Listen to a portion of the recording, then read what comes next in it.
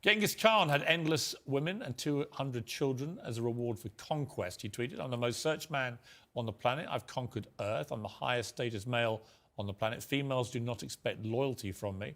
They only expect that of lesser men. Then there was this. Imagine having less than 10 children because you're a who doesn't have 4 wives. Genetic failures.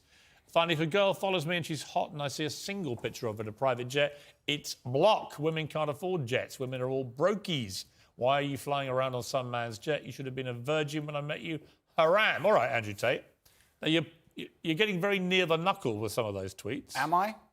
You tell me. I don't think so. I think people can understand they're semi-satirical.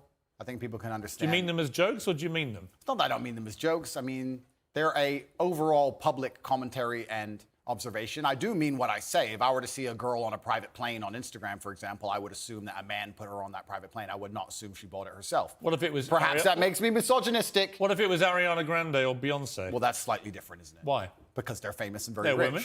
Yeah, of course, and they're famous and very rich. But so if there are lots of women you wouldn't think that if you actually saw them on a private plane. Well, if I saw a 19-year-old girl from Moldova where the average wage is $200 a month and she was on a private jet, I would assume that with the balance of probabilities, considering I'm an adult, it's very likely because of her beauty, a man has put her on that private plane. Yes. If that makes me misogynistic instead of just perspicacious enough to understand how the world works, so be it. I'm a realist. Should you be such a generalist about these things? Well, you have to be a generalist when you're looking for in the balance of probabilities and trying to find balance in the world. You have to be a generalist. In general, if I stroke a lion, it's going to bite my hand. In general, there might be a nice one, but I don't want to find out. So that's how the world works. You've praised